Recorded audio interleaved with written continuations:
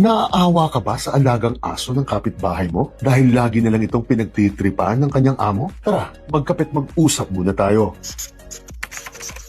Dahil napaka-istrikto na po ng ating RA 8485 o ang ating Animal Welfare Law at lalo pang pinalakas ito ng karugtong nitong batas na RA 10631 mismo. Kaya una, mahigpit na pong ipinagbabawal ang mga gawain nito, ang torture or maltreatment o kapag sinasadya nyo ng saktan o tratuhin ng masama ang anumang alagang hayop ninyo, ang neglect o kapag pinapabayaan na ninyo ang mga alagang hayop ninyo o yung tipong kinukulang na ng tubig, pagkain, tirahan o gamot ang mga ito, ang abandonment o kapag basta-basta nyo na lang iniiwan ang mga alagang hayop ninyo na wala naman kayong pinag-iwan ng mag-aalaga nito at mag-a-apply po ito kahit nga panahon ng kalamidad sa inyo. At tandaan po ninyo, mahigpit na rin pong ipinagbabawal ang horse fighting o dog fighting o yung pilit na pinaglalaban ninyo ang mga hayop na ito kahit nga po walang pustahan kayo. Yun nga lang po, exempted pa rin po ang sabong sa batas na ito dahil tinatrato po kasi ang sabong na bahagi na ng kulturang Pilipino. Kaya pangalawa, kapag may nakita po kayo na gumagawa ng alinman sa mga pang-aabusong ito, kapag namatay ang alagang inabuso, mati kaagad na hanggang 2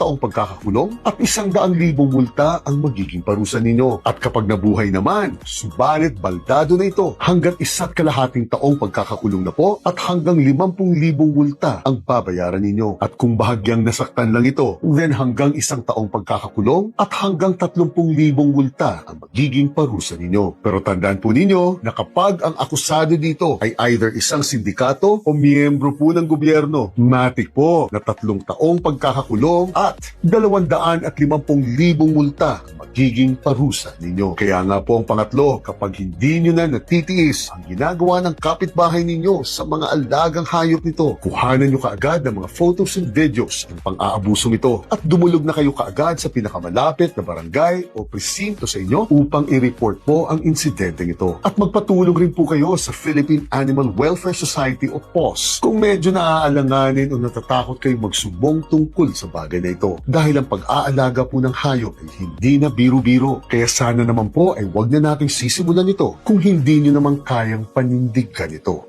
Gina.